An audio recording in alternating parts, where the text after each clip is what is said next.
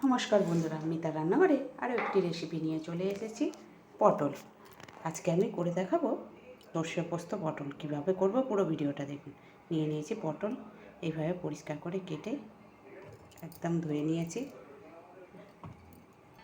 সাদা সর্ষে, কালো সর্ষে, পোস্ত, কাঁচা লঙ্কা আর সামান্য একটু আদা নিয়েছি। এটা বেটে নেব। পটলের গা প্রতিটা এইভাবে একটু লম্বা লম্বা করে চিড়ে নেবেন। দেখতে পাচ্ছেন আমি একটু করে চিড়ে নিয়েছি।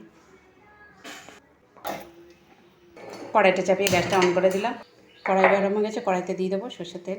তেলের মধ্যে দিয়ে দেবো সামান্য লবণ, হলুদ গুঁড়ো। একে একে পটলগুলি ছেড়ে দেবো। লবণ আর হলুদ দিয়ে হালকা করে ভেজে নেব।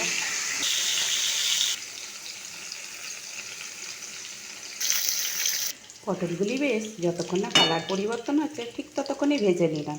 এইরকম লাল লাল হয়ে গেছে। পটলগুলি তুলে নেব। এই তেলেতে দিয়ে দেবো চিড়ে রাখা কাঁচা লঙ্কা। এবারে দেবো সর্ষে, পোস্ত ও কাঁচা লঙ্কার পেস্ট, লবণ, সামান্য পরিমাণে হলুদ দেবো, খুব বেশি হলুদ দেবো না এখানে। ভালো করে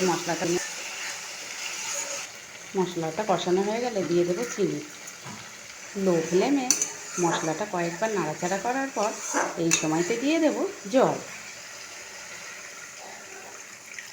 জলটা এখানে খুব বেশি পরিমাণ দেবো না, কারণ পটলটা ভাজা আছে।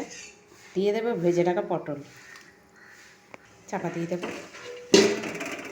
একবার চেক করে নেব। তো দেখুন কতটা গাঢ় হয়ে গেছে। এই পরিমাণে ঘনত্ব অবস্থায় নামিয়ে নেব।